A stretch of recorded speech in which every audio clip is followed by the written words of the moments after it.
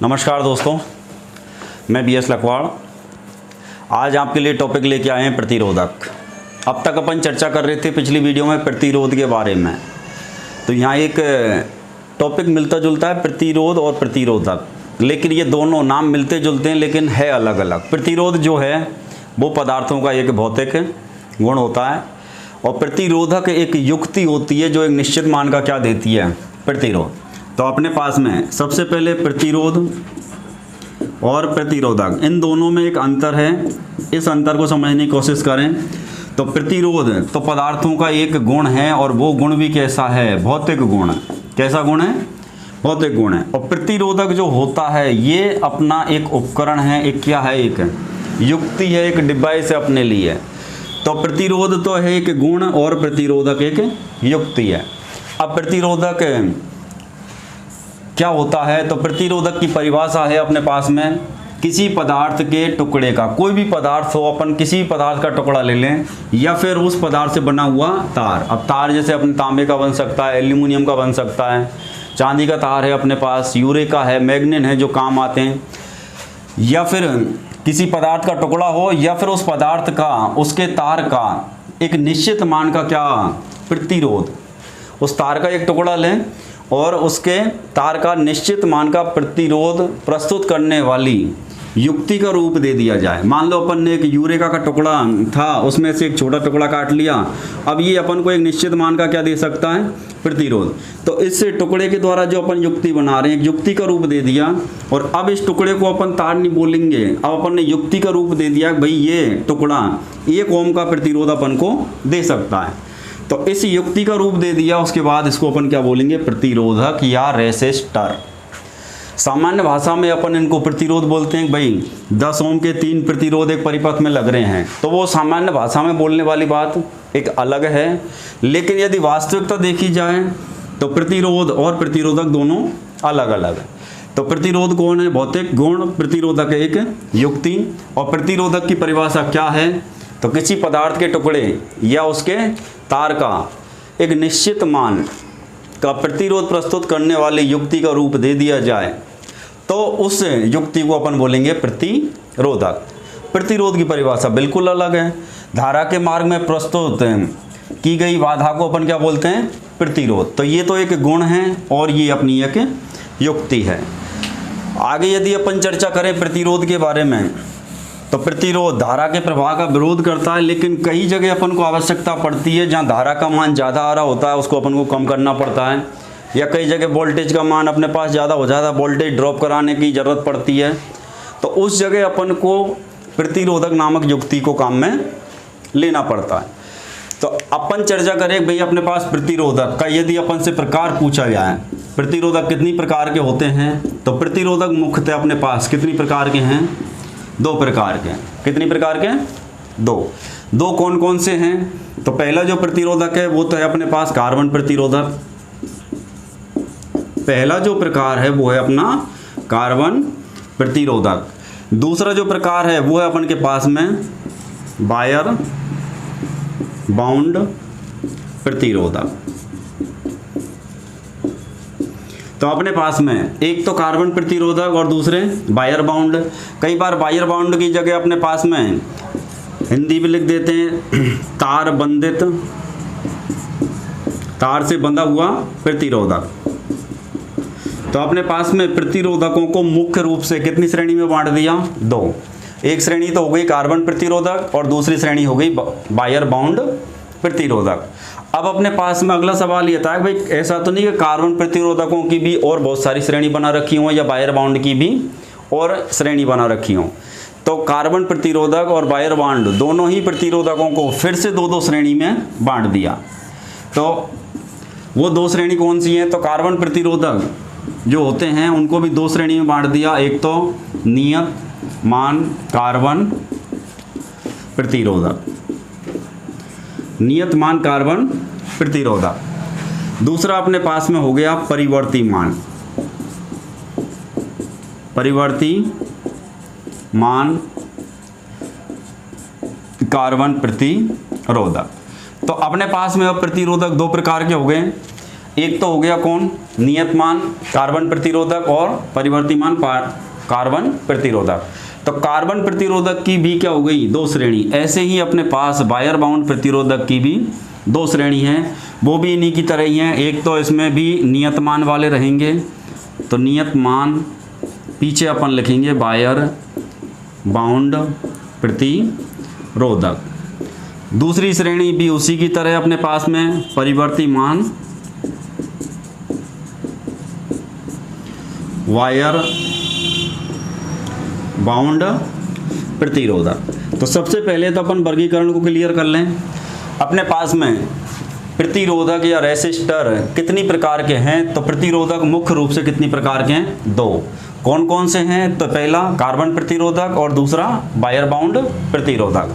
Carbon प्रतिरोधक कितनी प्रकार के हैं, तो ये भी दो प्रकार के, नियतमान कार्बन प्रतिरोधक, दूसरे परिवर्तिमान कार्बन प्रतिरोधक। वायर बाउंड जो प्रतिरोधक हैं वो भी अपने पास दो प्रकार के हैं, पहला नियतमान वायर बाउंड प्रतिरोधक और दूसरा परिवर्तिमान वायर बाउंड प्रतिरोधक।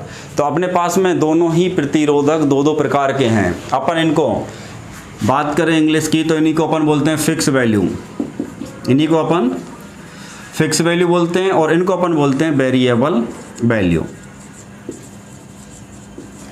तो ये तो हो गए फिक्स वैल्यू कार्बन रेसिस्टर, और ये हो गया अपन के पास वेरिएबल वैल्यू कार्बन रेसिस्टर। ऐसे ही अपने पास नियतमान वाले को यहाँ पे अपन बोलेंगे फिक्स वैल्यू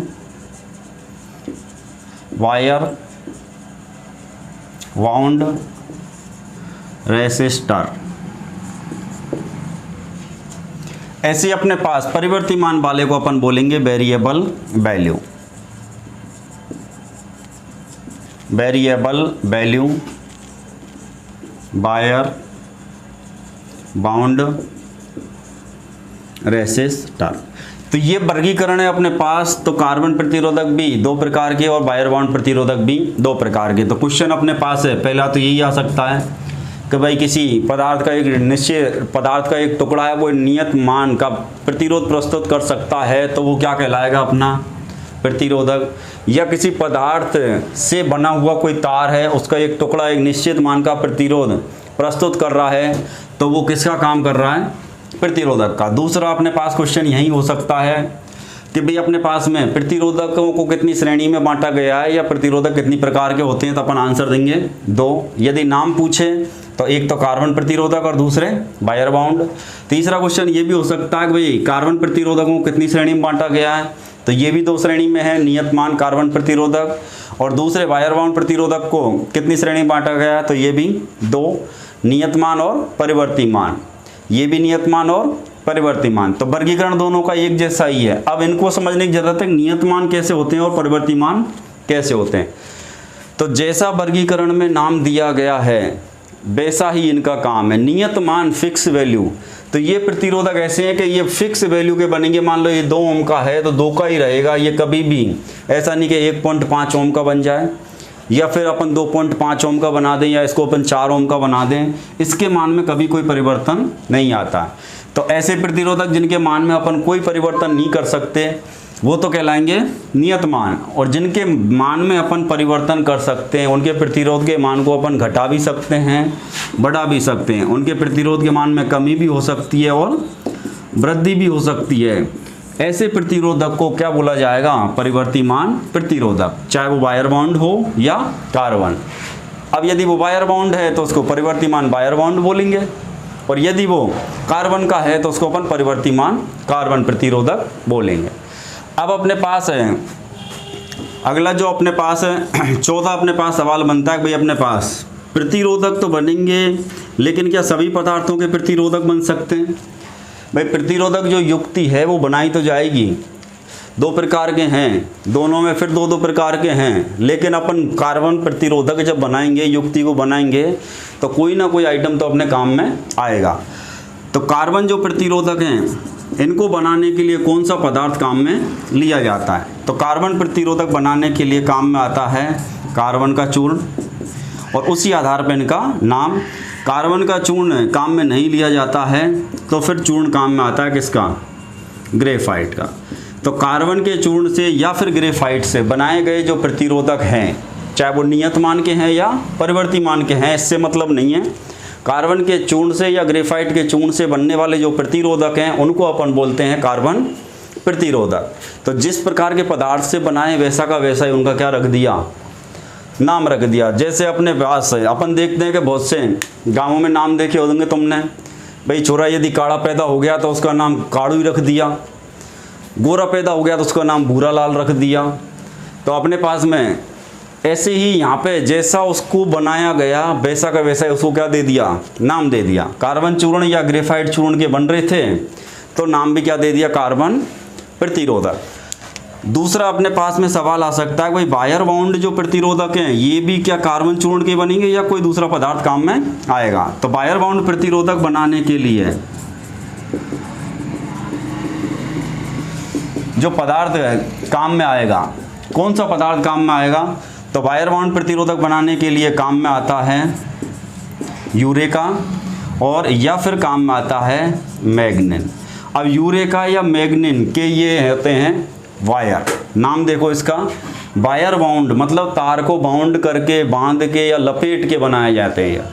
अब तार को लपेटने के लिए भी अपने पास में कोई, भाई तार को अपन लपेटेंगे तो किसी पदार्थ के ऊपर लपेटेंगे और जिस पदार्थ को तार के ऊपर लपेटने काम में लेते हैं वो होगी अपनी चीनी मिट्टी, या चीनी मिट्टी को ही अपन बोलते हैं पोर्सलिन, या फिर वो हो सकता है अपने पास में सेरामिक, या फिर वो हो सकता है अपने पास बेकेलाइट।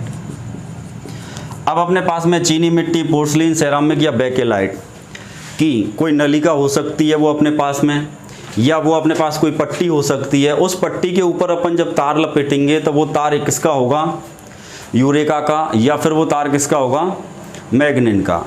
या तो वो तार होगा यूरेका का और या तार किसका होगा, मैग्नीन का। और तार को लपेट के बांध के बनाए जाते हैं तो इन्हीं को बोलते हैं तार बंधित प्रतिरोधक या वायर बाउंड प्रतिरोधक या वायर बाउंड रेसिस्टर। अब अपने पास में यूरेका कौन है, तो यूरेका एक धातु है या मिश्र धातु है। तो पहली बात तो यूरेका अपने पास में धातु है, लेकिन धातु में भी कौन सी श्रेणी में है, मिश्र धातु में। मैग्नीन जो है ये भी अपनी एक मिश्र धातु है, तो दोनों ही मिश्र धातु हैं यूरेका और मैग्नीन। अब यूरेका किस किस को मिलाकर बनाई जाती है, तो ये है अपने पास में तांबा प्लस निकेल, तांबा प्लस निकेल। तो तांबा और निकेल की दोनों को मिलाकर के जब मिश्र धातु बनाई जाती है और जब एक नई धातु का निर्माण होता है तो उस नई धातु का नाम है यूरेका। तो एक क्वेश्चन अपने पास में यहाँ से ही बनता है भाई यूरेका कौन कौन सी धातु को मिलाकर बनाया जाता है या बनाई जाती है, या यूरेका किस किस धातु की मिश्र धातु है। दूसरा यूरेका धातु है या मिश्र धातु है, तो अपने पास में यूरेका धातु है। अब अपने पास में धातु का जो टॉपिक पढ़ेंगे तो वहाँ पे भी एक क्वेश्चन इसमें से और निकल के आएगा कि यूरेका मिश्र धातु तो है लेकिन ये लोह मिश्र धातु है या फिर अलोह मिश्र धातु है, मतलब फेरस एलॉय मेटल है या नॉन फेरस एलॉय मेटल है। तो इसकी चर्चा अपने पास एक पूरा चैप्टर है मेटल के नाम से, जहाँ अपन और विस्तृत रूप से चर्चा करेंगे। यहाँ केवल मैं इतना बता देता हूँ, यूरेका जो है वो पहली बात तो मिश्र धातु है, अपने पास एक एलॉय मेटल है। और मिश्र धातु में भी यदि देखा जाए तो ये कैसी मिश्र है, ये है अलोह मिश्र। अलोह मिश्र धातु किसको बोला जाता है, जिन मिश्र धातुओं में लोहे की मात्रा नहीं पाई जाती उनको अपन बोलते हैं अलोह मिश्र धातु, नॉन फेरस एलॉय मेटल। तो अपने पास ये यूरेका जो है ये किस टाइप की धातु है, पहली बात तो मिश्र धातु। मिश्र में भी और अंदर से अपन से पूछे तो अलोह मिश्र धातु है। किस किस को मिलाकर बनाई जाती है, तो ये क्वेश्चन यहाँ से भी हो सकता है अपने पास में, तो तांबा और निकेल की मिश्र धातु है। आठवां क्वेश्चन अपन से यही पूछ सकता है भाई कितनी मात्रा में मिलाई जाती है। ऐसा तो नहीं कि उठा के भाई कितनी भी पटक दो, यूरेका को अपन लें और निकेल को लें, अपन ने जितनी हाथ आई उतनी यूरेका तांबा डाल दिया और जितना हाथ आया उतना निकेल डाल दिया, दोनों को मिला दिया, क्या यूरेका बन जाएगा। तो कोई भी मिश्र धातु जब बनती है तो उसमें मिलाने वाली जो दूसरी धातु उनका एक अनुपात होता है जो निश्चित रहता है, अनुपात होता है जो अपना निश्चित रहता है। तो वो जो अनुपात है वो कितना है, 60 अनुपात 40। अब 60:40 किसका है? तो 60% तो कौन होता है? तांबा, और 40% कौन होती है? निकिल। तो अपने पास यूरे का एक अलोह मिश्र धातु है, नॉन फेरस एलॉय मेटल है। किस किस को मिला के बनाया जाता है यूरे का? तो तांबा प्लस निकिल को मिलाकर। किस अनुपात में मिलाया जाता है? तो 60:40। अब अपने पास में मैग्नीन कौन है? तो मैग्नीन भी एक मिश्र धातु है और ये भी अलोह मिश्र धातु है। मैग्नीन के अंदर लोहे की मात्रा नहीं पाई जाती है। ये किस किस को मिला के बनाई जाएगी? तो यहाँ पे भी क्या होता है? तांबा प्लस यहाँ पे अपने पास होता है मैग्नीज प्लस होता है निकिल। इन 3 धातुओं को मिला करके एक मिश्रण तैयार करेंगे और जो नई जो धातु बनेगी उस नई धातु का नाम ना तांबा होगा, ना मैग्नीज होगा, ना निकिल होगा। नई धातु का नाम होगा मैग्नीन। और मैग्नीन जो धातु है वो अलोह मिश्र धातु है। अब यहाँ पे अपने पास अनुपात कितना लिया जाएगा? तो अनुपात का भी क्वेश्चन अपने पास में आ सकता है। तो यहाँ पे 84 जो % है वो मात्रा तो किसकी रहेगी? तांबे की। 12% किसकी मात्रा मिलाई जाती है? मैग्नीज की। और 4% मात्रा अपने पास में निकिल की। यहाँ पे शायद अपने को ये नहीं दिख रहा हो तो मैं इसको और ऊपर लिख देता हूँ। तो अब मैं यहाँ पे लिख देता हूँ अपने पास में यूरे का जो है वो तांबा प्लस निकिल को मिलाकर बनाई जाएगी। तांबे की जो मात्रा रहेगी वो 60% और निकिल की मात्रा 40%। मैग्नीन के अंदर किस किस को मिलाया जाता है? तो यहाँ तांबा भी होता है प्लस मैग्नीज होता है प्लस निकिल रहेगा। तो अपने पास में तांबा मैग्नीज निकिल का जो अनुपात होगा वो है 84:12:4। मतलब 84% मात्रा तो किसकी रहेगी? तांबे की। 12% जो मात्रा है ये किसकी है? मैग्नीज की। और 4% जो मात्रा है वो निकिल की है। इन तीनों को मिलाकर जब नई धातु बनेगी तो वो कैसी बनेगी? मैग्नीन। दूसरी बात, यदि अपन बात करें तो ये मिश्र धातु हैं। मिश्र धातु भी 2 प्रकार की होती हैं, लोह मिश्र और अलोह मिश्र धातु। तो ये जो धातु हैं दोनों ही, यूरे का और मैग्नीन, ये दोनों ही कैसी हैं? अलोह मिश्र धातु हैं, या इन्हीं को अपन बोलते हैं non ferrous alloy metal, Aloh मिश्र धातु। इनके बारे में अपन को और ज़्यादा चर्चा नहीं करनी क्योंकि मेटल धातु का एक स्पेशल टॉपिक है जहाँ पर 2 ही मिश्र धातु नहीं, जितनी भी मिश्र धातु हैं अपने पास सिलेबस में सबकी चर्चा होगी। अभी अपन को केवल इनकी ज़रूरत पड़ रही है क्योंकि अपन को एक प्रतिरोधक बनाने वायर बॉन्ड, और वो बनाने के लिए या तो काम में आएगा यूरेका का तार और या काम में आएगा मैग्नीन का तार। वो जो धातु हैं दोनों, यूरेका बनेगी तांबा और निकिल 60:40 मिला के, और मैग्नीन बनेगी तांबा प्लस मैग्नीज प्लस निकिल 84:12+4 मिला के। तो यहाँ तक सारा टॉपिक क्लियर हो गया होगा। तार को जो लपेटा जाएगा वो किस पदार्थ के ऊपर लपेटा जाएगा? तो क्वेश्चनों में यदि अपन चले तो 8 क्वेश्चन यहाँ तक, 9वां क्वेश्चन यहाँ भी हो सकता है अपने पास। भाई अपन को तार को लपेटना है तो कोई पदार्थ, कोई माध्यम चाहिए, तो या तो चीनी मिट्टी का इस टाइप से एक खोखली नलिका हो सकती है वो, या फिर ऐसा एक चौकोर टुकड़ा भी हो सकता है वो। तो चीनी मिट्टी, पोर्सलिन, सेरामिक या बेकेलाइट के टुकड़े के ऊपर यूरेका का तार लपेटा जाएगा या मैग्नीन का तार लपेटा जाएगा, तब जाके प्रतिरोधक बनेगा। उस प्रतिरोधक को नाम मिलेगा वायर बाउंड प्रतिरोधक। यदि उसके मान में अपन परिवर्तन कर सकते हैं तो वो परिवर्तिमान वायर बाउंड बनेगा, और यदि उसके मान में अपन परिवर्तन नहीं कर सकते तो वो कहलाएगा नियत मान वायर बाउंड रेसिस्टर। तो अपने पास में इस प्रकार से 2 प्रकार के क्या हो गए? प्रतिरोधक। अब प्रतिरोधकों का अपन निर्माण करेंगे, लेकिन अगली समस्या ये है भाई अपन कार्बन का प्रतिरोधक बना रहे हैं, एक वायर बाउंड अपन बना रहे हैं, एक नियत मान का है और एक परिवर्ती मान का है। तो है तो सभी क्या? प्रतिरोधक, लेकिन सबकी क्षमता मतलब मान एक जैसी रहते हैं या अलग अलग रहते हैं। तो इनमें अपने पास है हर श्रेणी के अंदर एक निर्धारित मान का ही प्रतिरोधक बनेगा। हर श्रेणी के अंदर एक निर्धारित मान का प्रतिरोधक बनेगा। ऐसे नहीं कि भाई अपन कहीं से भी, कैसे भी, कितने भी मान का प्रतिरोधक नियत मान का बना दे, भाई जितनी ज़रूरत है अपन बना सकते हैं। तो इनका भी एक नियत मान रहेगा, भाई कितने मान का प्रतिरोधक कार्बन का बन सकता है, या कार्बन का नियत मान प्रतिरोधक कम से कम कितने मान का बना सकते हैं और ज़्यादा से ज़्यादा कितने मान का बना सकते हैं। दूसरी बात, परिपथ में जब भी लगेगा तो वहाँ अपन के पास में शक्ति रहेगी, वोल्टेज रहेगी, और कार्बन के प्रतिरोधक कितनी वाट पे काम कर सकते हैं, वायर बाउंड प्रतिरोधक कितनी वाटेज पे काम कर सकते हैं। मेन क्वेश्चन अपने पास यहीं से हैं जो अपन से पूछे जाते हैं। तो अपने पास सबसे पहला जो प्रतिरोधक था, अब अपन लिखेंगे, एक तो कैसा था, नियत मान का। कैसा था? नियत मान। नियत मान कार्बन प्रतिरोधक। तो अपने पास में कार्बन प्रतिरोधक इधर लिख लेते हैं अपन। तो अपने पास में नियत मान वाले थे, एक श्रेणी तो थी कैसी, कार्बन प्रतिरोधक की। कार्बन प्रतिरोधक को भी कितनी श्रेणी में बांट दिया? दो श्रेणी में। एक तो कार्बन प्रतिरोधक हो गए नियत मान वाले, और दूसरे कैसे हो गए, परिवर्ती मान कार्बन प्रतिरोधक। ऐसे ही अपने पास में दूसरा जो प्रतिरोधक का प्रकार था वो था वायर बाउंड। वायर बाउंड प्रतिरोधक, इनको भी दो श्रेणी में बांट दिया था। वायर बाउंड में भी नियत मान वाले होते हैं जिनके मान में कोई परिवर्तन नहीं कर सकते।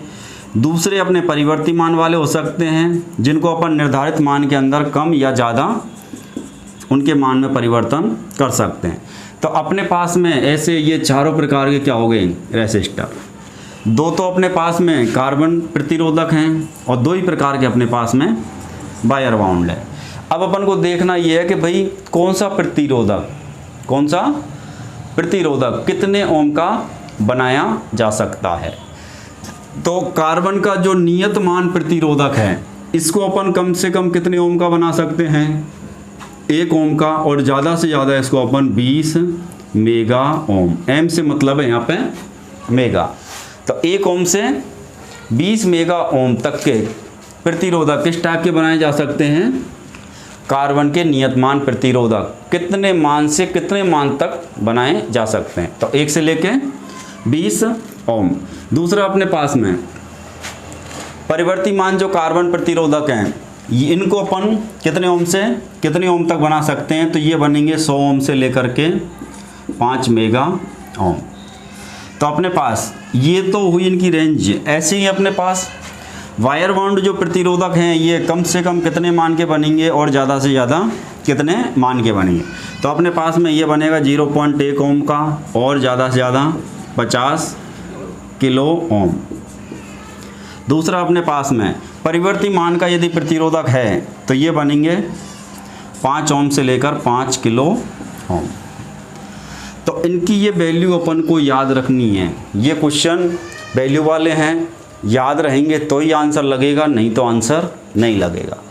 अब अपने पास आगे चर्चा करें, फिर क्वेश्चनों पे एक बार फिर से चर्चा करेंगे। दूसरा अपन को ये देखना भाई कितने शक्ति पर, कितने वाट पर ये अपने काम कर सकते हैं, कितने वाट पे ये काम कर पाएंगे या कितने पे काम नहीं कर पाएंगे। तो अपने पास में यदि अपन देखें कि नियत मान कार्बन प्रतिरोधक हैं, ये कितने से कितने वाट पे काम करेंगे, तो ये काम करेंगे 1/8 वाट से लेकर के 2 वाट तक। नियत मान फिक्स वाले यदि कार्बन प्रतिरोधक हैं तो वो 1/8 से लेकर के 2 वाट तक काम करेंगे। दूसरा अपने पास 0.05 वाट से लेकर के 0.25 वाट, ये कौन से प्रतिरोधक हैं, परिवर्ती मान कार्बन प्रतिरोधक। तो पहली श्रेणी कार्बन और दूसरी वायर बाउंड।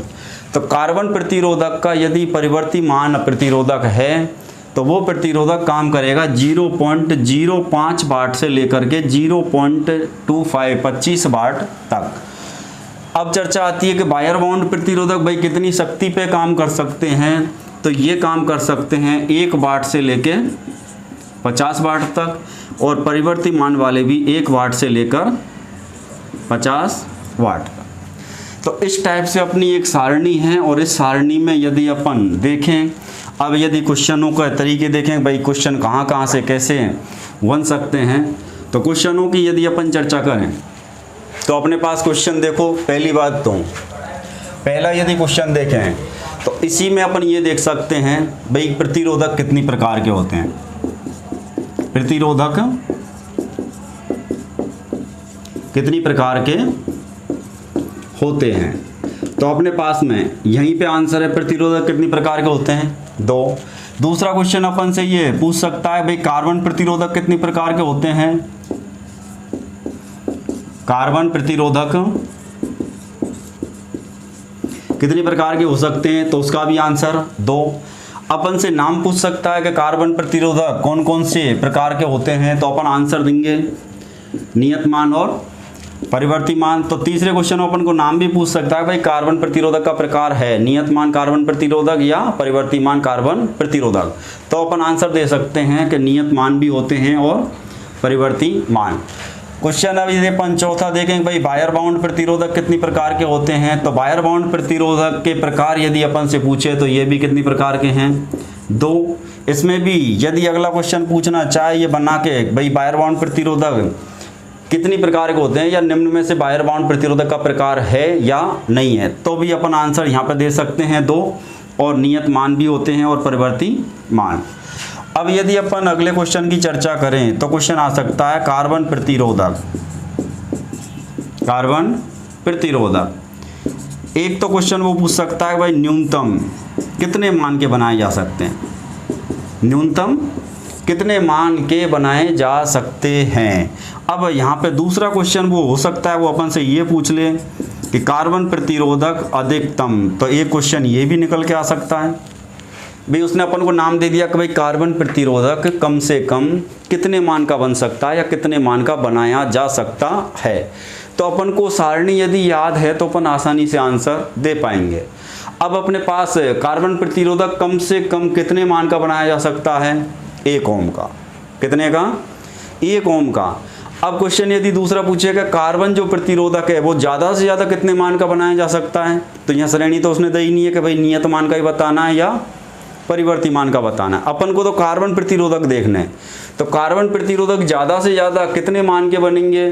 तो ज़्यादा से ज़्यादा 20 मेगा ओम। एम से मतलब मेगा और आगे अपना ओमेगा जो है वो ओम का प्रतीक है।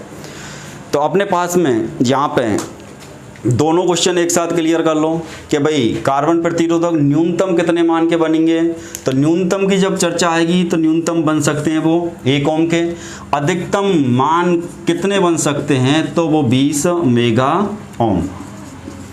अब अपन से वो चर्चा उल्टी भी थोड़ी और घुमा के डीपली यदि कर दे कि नियत मान कार्बन प्रतिरोधक न्यूनतम कितने मान के बनेंगे, तो भाई ये जो वैल्यू है ये नियत मान वाले की है 1 ओम। 1 ओम नियत मान वाला कम से कम 1 ओम का अपन बना सकते हैं। दूसरा नियत मान कार्बन प्रतिरोधक अधिकतम कितने मान के बनाए जा सकते हैं, तो फिर अपने आंसर लगेगा 20 मेगा ओम। दूसरा अपने पास यहाँ यदि क्वेश्चन अपन बनाना चाहें तो अपने पास में क्वेश्चन वो आपसे पूछना चाहे तो 8वां क्वेश्चन यही पूछ सकता है कि भाई नियत मान और परिवर्ती मान के 2 क्वेश्चन हो गए अपने पास। तो नियत मान के वो न्यूनतम मान वाला ही पूछ सकता है और परिवर्ती। तो न्यूनतम और परिवर्ती में इन दोनों क्वेश्चनों में आंसर सेम लगेंगे। तो यहाँ भी आंसर 1 ओम और यहाँ 20 मेगा ओम। लेकिन अपन से वो यदि क्वेश्चन पूछे कि भाई परिवर्ती मान कार्बन प्रतिरोधक न्यूनतम कितने मान का बनाया जाता है या बनाया जा सकता है या न्यूनतम कितने मान का होता है, तो अपने पास में अपन को याद है आंकड़ा तो ही तैयार लगेगा आंकड़े वाले क्वेश्चन में, नहीं तो आंसर नहीं लगेगा। तो अपन को याद रखने है कि भाई परिवर्ती मान कार्बन प्रतिरोधक है वो कम से कम कितने मान के बनाए जा सकते हैं। तो कम से कम अपने पास में वो कितने हैं, तो कम से कम वो अपने पास में 100 ओम का बनेगा। किस टाइप का? कार्बन ही है, लेकिन कार्बन में परिवर्ती मान का जो प्रतिरोधक होगा वो कम से कम 100 ओम का बनेगा। नियत मान वाला कम से कम 1 ओम का बना सकते हैं। अब जहाँ न्यूनतम की बात आ रही है वहाँ हो सकता है इस क्वेश्चन में चेंज कर दें और अपन से ये पूछ लें कि भाई परिवर्ती मान कार्बन प्रतिरोधक अधिकतम कितने मान का बनाया जा सकता है। तो अधिकतम जब अपन आंसर देंगे जब 20 मेगा ओम नहीं लगेगा, अब लगेगा 5 मेगा ओम। तो तो अपने पास में 2 क्वेश्चन यहाँ अपने पास तैयार हो जाते हैं। 9 क्वेश्चन उधर अपन तैयार करके आए थे, ये 10 और ये 11 2 क्वेश्चन। ऐसे ही अब आगे बढ़ जाओ, 2 क्वेश्चन यहाँ पे अपने पास में। अब अपन को एक तो क्वेश्चन यहीं से शुरुआत कर दे, केवल वो नियत मान और परिवर्ती मान कुछ लिख के नहीं दे, केवल ये दे दे वायर बाउंड प्रतिरोधक। वायर बाउंड प्रतिरोधक अपन से पूछ ले भाई वायर बाउंड जो प्रतिरोधक है वो न्यूनतम कितने मान का बन सकता है, न्यूनतम कितने मान का अपना बन सकता है। तो अपन के पास में 0.1 ओम, 0.1 ओम। अब अपन से न्यूनतम की जगह हो सकता है वो न्यूनतम नहीं पूछे और अपन से अधिकतम मान पूछ ले, अधिकतम मान। लेकिन क्वेश्चन में अभी नियत और परिवर्तन नहीं दिया। क्वेश्चन की शुरुआत यहाँ से ये ध्यान रखना कि वायर बाउंड प्रतिरोधक अधिकतम कितने मान का बनाया जा सकता है। उसने ना ये पूछा कि भाई नियत मान का या परिवर्ती मान का, दोनों में जो अधिकतम है वो अपन को देखना है। तो अधिकतम अपने पास कितने मान का बनेगा, 50 किलो ओम। कितने मान का, 50 किलो ओम। तो कार्बन प्रतिरोधक और वायर बाउंड प्रतिरोधक क्वेश्चनों को समझने की कोशिश करो। एक तो अपन से डायरेक्ट पूछे कार्बन प्रतिरोधक न्यूनतम कितने मान का बनेगा, तो आंसर 1 ओम। कार्बन प्रतिरोधक अधिकतम कितने मान का बनाया जा सकता है, तो 20 मेगा ओम। नियत मान कार्बन प्रतिरोधक न्यूनतम कितने मान का है, 1 ओम। नियत मान कार्बन प्रतिरोधक अधिकतम कितने मान का है, 20 मेगा ओम। परिवर्ती मान कार्बन प्रतिरोधक न्यूनतम कितने मान का है, 100 ओम। परिवर्ती मान कार्बन प्रतिरोधक अधिकतम कितने मान का है, तो वो है 5 मेगा ओम। अब वायर बाउंड की बारी आएगी, तो वायर बाउंड प्रतिरोधक न्यूनतम कितने मान का है, तो 0.1 ओम। और अधिकतम वो कितने मान का है, तो वो है अपन के पास में 50 किलो ओम। दूसरा, इन्हीं क्वेश्चनों को वो घुमा के देगा कि नियत मान वायर बाउंड प्रतिरोधक, यहाँ नियत मान घुसा दिया उसने, नियत मान वायर बाउंड प्रतिरोधक न्यूनतम कितने मान का होगा, तो वो है 0.1 ओम। अधिकतम कितने मान का होगा, तो 50 किलो ओम। अब अपने पास इसी में वो दूसरा क्वेश्चन घुसा देगा, परिवर्ती मान वायर बाउंड प्रतिरोधक। तो यहाँ ध्यान रखना है, परिवर्ती मान पे ही फोकस रखना है, क्योंकि उसने आगे किसको लिख दिया, परिवर्ती मान। परिवर्ती मान वायर बाउंड प्रतिरोधक न्यूनतम कितने मान का होगा और अधिकतम कितने मान का। तो न्यूनतम है वो अपने पास में 5 ओम और अधिकतम अपने पास में 5 किलो ओम। ऐसे ही अपने पास में हर जगह क्वेश्चन निकल के आ रहे हैं। तो अपने पास में ये सारे क्वेश्चन है, ये भी है, ये भी क्वेश्चन है, ये भी क्वेश्चन है, ये भी एक क्वेश्चन का आंसर है, यहाँ भी क्वेश्चन है अपने पास, यहाँ भी क्वेश्चन है। तो ये सारे अपने पास में कौन है, क्वेश्चन। तो 8 क्वेश्चन अपने पास यहीं तैयार हो जाते हैं। कई लोग ये सोचते हैं कि भाई अपन को एक छोटी सी सारणी बना दी, ये सारणी है, वो एक कहावत है कि भाई गागर में सागर भरना। अब हम चाह रहे हैं कि भाई अपन को अब कोई लिखित में कहीं कोई ऐसी एग्ज़ाम नहीं देनी, कंपटीशन एग्ज़ाम देनी है, कम से कम दिमाग खर्च हो, ज़्यादा से ज़्यादा पढ़ाई हो, कम से कम मेहनत हो, ज़्यादा से ज़्यादा क्वेश्चन तैयार हो। यदि पेज भराने वाली बात है भाई हमको पन्ने ही भरने हैं, तो इस सारणी में से अपन बना करके यहाँ तक 13 या 14 क्वेश्चन अपन लिख सकते हैं। अभी और सारणी पीछे अभी और बाकी। ये इनकी शक्ति का मान है, जितनी शक्ति पर ये काम कर सकते हैं। ये इनके प्रतिरोध का मान है कि भाई कितने प्रतिरोध मान वाले हो सकते हैं। ये इनके प्रकार हैं। तो यदि अपन आगे चर्चा करें तो जैसे क्वेश्चन मान के बने थे ऐसे ही क्वेश्चन कितने बनेंगे, शक्ति के बनेंगे। ऐसे ही क्वेश्चन अपने पास में शक्ति के बनेंगे। तो इनको अपन यहाँ से हटा देते हैं।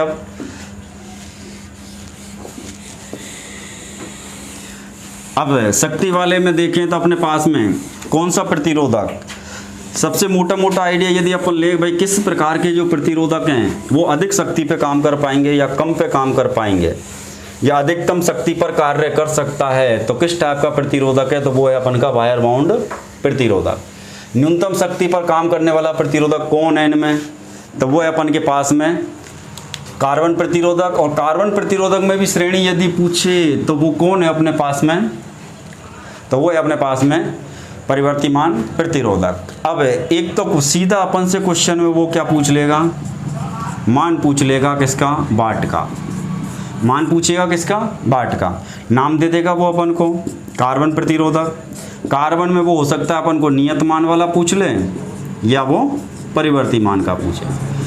अब नियत मान में भी अपन के पास वो हो सकता है अपन से न्यूनतम मान पूछ ले या अपन से अधिकतम मान पूछ ले। ऐसे ही अपने पास परिवर्ती मान प्रतिरोधक जो हैं कार्बन के प्रतिरोधकों को अपन ने दो श्रेणी में बांटा था भाई। एक श्रेणी तो कौन सी हो गई, नियत मान, और दूसरी श्रेणी अपने पास परिवर्ती मान जो प्रतिरोधक हैं उनकी भी वाटेज अपन से पूछ सकता है। तो यहाँ पे दोनों तरीके पूछ सकता है, न्यूनतम और अधिकतम।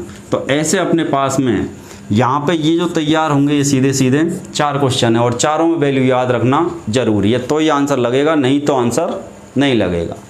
तो पहले क्वेश्चन को यदि अपन देखें कि भाई नियत मान कार्बन प्रतिरोधक है, अब वो न्यूनतम कितने वाट के होंगे, तो वो होंगे 1/8 वाट के। यदि वो अधिकतम पूछेगा तो अधिकतम वो 2 वाट तक काम करेंगे। ऐसे ही अपने पास में परिवर्ती मान प्रतिरोधक है तो वो न्यूनतम काम करेंगे 0.05 वाट पे और अधिकतम वो काम करेंगे अपन के 0.25 वाट पे। तो ये वैल्यू अपन को याद रखना जरूरी है।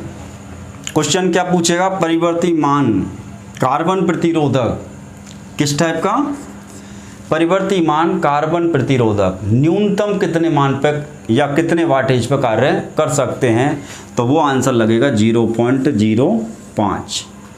क्वेश्चन दूसरा आएगा, परिवर्ती मान कार्बन प्रतिरोधक अधिकतम कितने वाटेज पे काम कर सकते हैं, तो वो है 0.25 वाट। ऐसे ही नियत मान कार्बन प्रतिरोधक न्यूनतम कितने वाट पे काम करेंगे, तो 1/8 वाट। दूसरा नियत मान कार्बन प्रतिरोधक अधिकतम कितने वाट पे काम कर सकते हैं, तो वो है 2 वाट। ऐसे ही अपने पास में सवाल हो सकता है वो कार्बन प्रतिरोधकों के बारे में नहीं पूछे, वो अपन से ऐसे ही 4 सवाल किसके बारे में पूछ सकता है, ऐसे ही 4 सवाल वो अपन से वायर बाउंड वाले के संबंध में भी पूछ सकता है। यदि वायर बाउंड नियत मान का प्रतिरोधक है तो न्यूनतम कितने वाटेज या वाट पर वो काम कर सकता है, तो न्यूनतम अपने पास में है यहाँ 1 वाट और अधिकतम अपने पास में 50 वाट। ऐसे ही अपने पास में परिवर्ती मान का भी होगा तो भी उसकी वाटेज दोनों की सेम है, तो यहाँ अपन को ज़्यादा रट्टा नहीं लगाना, यहाँ केवल 2 ही वैल्यू याद रखनी है, 1 वाट और 50 वाट। तो सिंपल सा अपन को याद रखना है वायर बाउंड प्रतिरोधक किस टाइप के हैं, नियत मान के। तो क्वेश्चन आएगा नियत मान वायर बाउंड प्रतिरोधक न्यूनतम कितनी वाट तक कार्य कर सकते हैं, तो वो है 1 वाट। क्वेश्चन दूसरा, नियत मान वायर बाउंड प्रतिरोधक अधिकतम कितनी वाटेज पर कार्य कर सकते हैं, तो वो है 50 वाट। तीसरा क्वेश्चन, परिवर्ती मान, नियत मान नहीं, परिवर्ती मान वायर बाउंड प्रतिरोधक न्यूनतम कितनी वाटेज पर काम करेगा, तो इस क्वेश्चन का आंसर भी 1 वाट है। और परिवर्ती मान वायर बाउंड प्रतिरोधक अधिकतम कितने वाट पर कार्य कर सकता है, तो इसका आंसर भी 50 वाट है। तो इस टाइप से अपने पास में 4 क्वेश्चन फिर तैयार यहाँ पे। तो अपने पास ये जो हैं ये अपने पास क्वेश्चन है, ये सीधे सीधे क्या है अपने पास क्वेश्चन है। अब अपन चाहें तो यहाँ सीधे सीधे 8 क्वेश्चन अलग अलग लिख के पन्ने भर सकते हैं, रजिस्टर की मोटाई बढ़ा सकते हैं।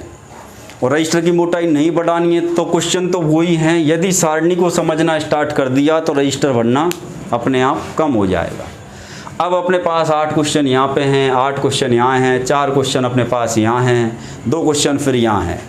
तो अपने पास में यहाँ पे 8 क्वेश्चन प्लस 8 प्लस 4 प्लस 2 और प्लस 1 परिभाषा, अपने पास में एक क्या हो गई परिभाषा। तो अपने पास में यहाँ पे लगभग कितने क्वेश्चन तैयार हो गए, 23 से लेके 25। तो अपने पास लगभग ये मान लो यदि एक सारणी अपन याद रखते हैं तो कितने क्वेश्चन तैयार हुए, 25। पढ़ने भरने वाली बात है तो 2 या 3 लाइन में अपन एक क्वेश्चन लिखेंगे, फिर एक लाइन छोड़ के यदि अपन आंसर लिखेंगे तो अपने पास है एक क्वेश्चन में यदि अपन 5 लाइन खराब कर रहे हैं तो 25 क्वेश्चन में अपने पास में यहाँ टोटल जैसे मान लिया कि अपने 25 क्वेश्चन तैयार हुए तो 125 लाइन भर देंगे। एवरेज एक पन्ने में 20 लाइन होती हैं, एवरेज मान लेते हैं एक पन्ने में 20 लाइन होती है। अपन 5 से 6 पेज इस सारणी से क्वेश्चन बना बना के भर सकते हैं आसानी से। अब या तो 5 से 6 पेज की अपन को रजिस्टर मोटा चाहिए तो 5 से 6 पेज बना लें अपन। केवल अपन को यदि मैटर ही चाहिए कि अपन को मैटर शॉर्ट एंड स्वीट चाहिए तो सीधा सीधा सारणी को बनाना सीखो, इसको चाहे रटना सीखो, रट ली या याद कर ली अपन ने या सीख ली, कोई सी भी तरीके से अपन को सारणी आ गई तो अपने लगभग 25 क्वेश्चन अपन तैयार कर सकते हैं। तो इस वीडियो के अंदर अपन ने कार प्रतिरोधक और प्रतिरोधक के प्रकार कितने मान के बनाए जा सकते हैं, कितनी वाटेज पर वो काम करेंगे, न्यूनतम वाटेज क्या होगी, अधिकतम वाटेज क्या होगी, न्यूनतम मान कितना होगा और अधिकतम मान कितना होगा, पूरी चर्चा है। इस वीडियो को यदि आप बिल्कुल तसल्ली से देखना है, समझने की कोशिश करना है और सारणी को बनाना सीखो।